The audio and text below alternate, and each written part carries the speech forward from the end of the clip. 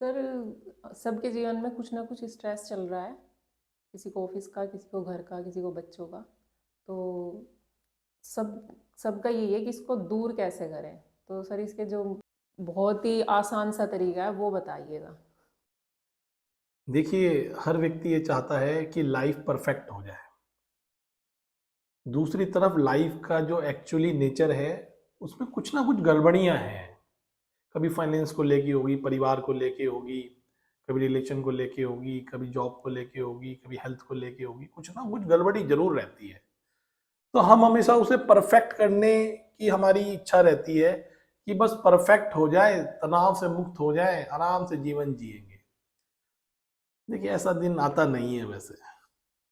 इसलिए कहा जाता है कि जो लोग चिंता से लड़ना नहीं जानते, वो जवानी में ही मर जाते हैं। तो ये जो हमारी कोशिश है ना, बस तनाव से मुक्त हो जाए, यही सबसे बड़ा तनाव है। तनाव के प्रति रेजिस्टेंस होने की जरूरत है कि जिस तनाव में लोग सुसाइड करते हैं ना, आपके चेहरे पे शिकन नहीं आनी चाहिए।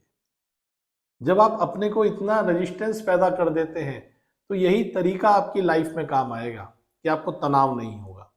लेकिन अगर ये चाहोगे कि सारी मुश्किलें हट जाएं, सारी तकलीफें हट जाएं, कोई दिक्कत ना हो, तो ये संभव नहीं है, ऐसा होने वाला नहीं है।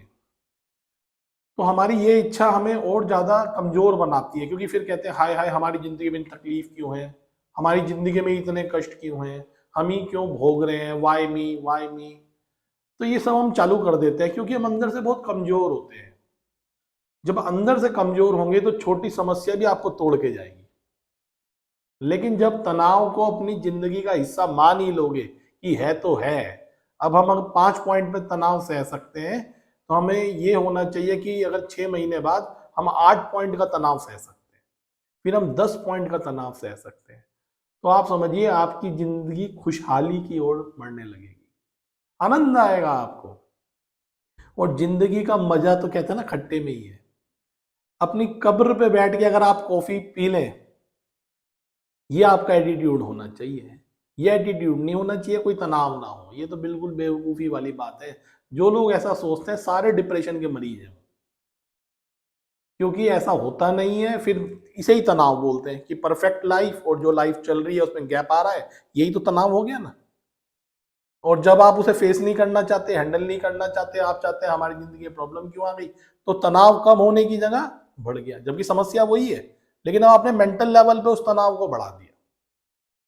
और आप, यदि आप उस तनाव के साथ खेलना सीख गए, एंजॉय करना सीख गए, उसे एज ए गेम हैंडल करते हैं, तो सिचुएशन वही है, जो तनाव है ये कम हो जाएगा। तो जब ऐसा करते हैं तो आनंद ही आनंद है। और मैं चाहता हूँ लोग ये सीखें। Thank you. Thank you sir.